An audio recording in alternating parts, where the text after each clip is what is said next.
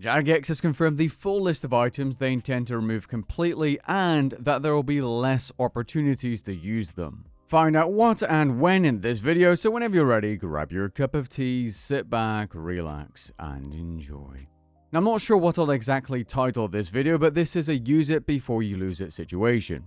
Albeit, you having quite some time to use it before the lose it stuff happens. Double XP is something Jagex is planning to reduce in terms of frequency next year, so you're going to have less opportunities to cash in on your microtransaction consumables. The next Double XP event will commence a couple of days after this video is uploaded on November the 14th and will run until November the 24th. Within that time period, you'll have 48 hours of pausable Double XP you can use as you please, without any restrictions. Additionally, this news post confirms another Double XP event in May 2026, so there will be at least one more opportunity to maximize your due for removal MTX consumables next year.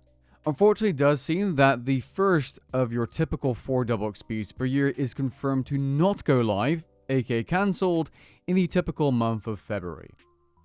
There's also no mention of an event in June or August and November. So it seems that we have this Double XP coming up this month and one more Double XP event in May 2026, and that's it. That's all we'll get until 2027. Now, why is 2027 such an important date?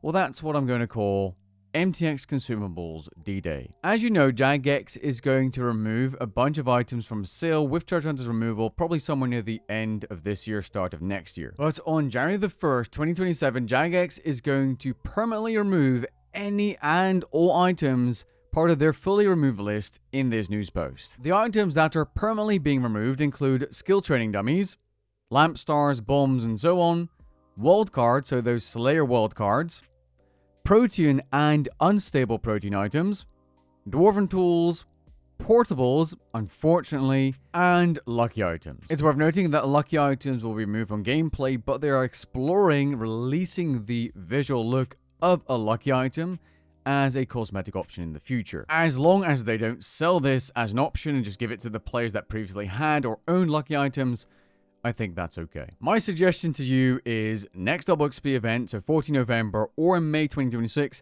try and use as many of skilling dummies as you can and your proteins and just, try to make the most out of them, because there's no guarantee you're going to get the most out of them after those 2 Double XP events. As for unstable proteins, you can of course use them off Double XP. World cards are another good one. If you want to level your Slayer at the Archgladiator, guide for that method linked in the description below. I would go ahead and do that this year or next year, because you won't be able to in 2027. Now, there's another list of items they are considering to remove on MTX Item D-Day, so January 1st, 2027, but they're kind of on the fence. And I assume as they go through that integrity roadmap we'll be getting, they may be saved or earnable for other means and therefore kept in the game. That includes artisanal gear as the crafting cleaner and fletching cleaner. Bit surprised here, but that could easily become an invention item. Aura refreshes, obviously because you can buy these through the PVM hub, I think they should stay, even though I dislike Aurascape.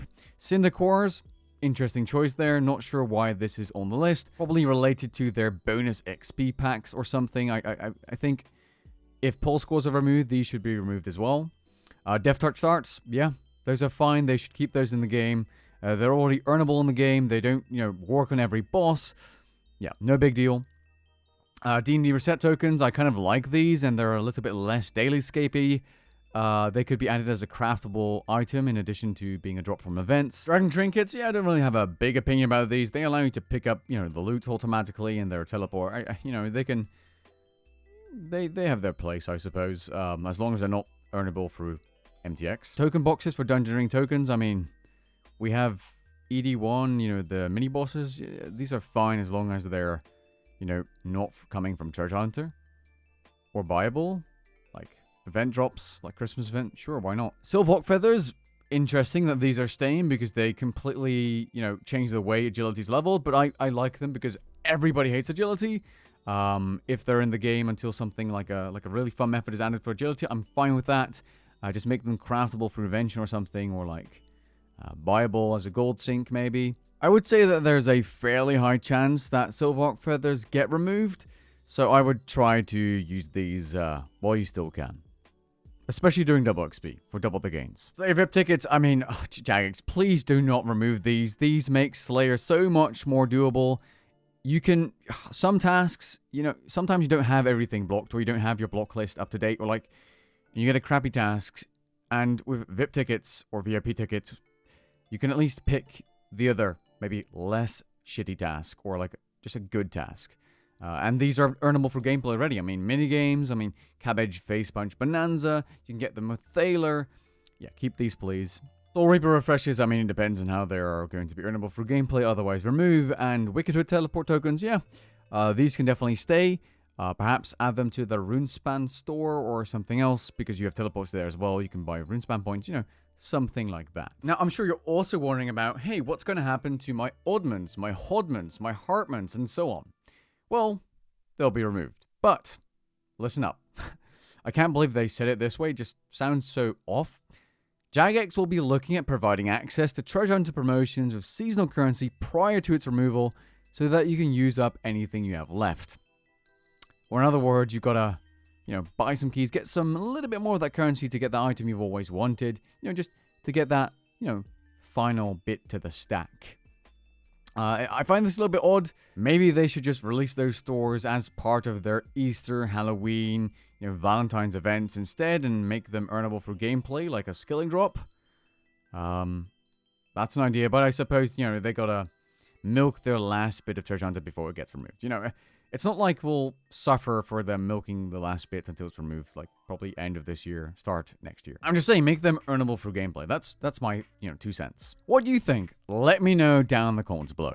You know, there's so many more ways to just add them in the game. Make it earnable for gameplay. Please, Jagex. Come on. Now, on November 12th, they'll announce the exact date Treasure Hunter is going to be removed and how it will impact the new Premier Club membership package.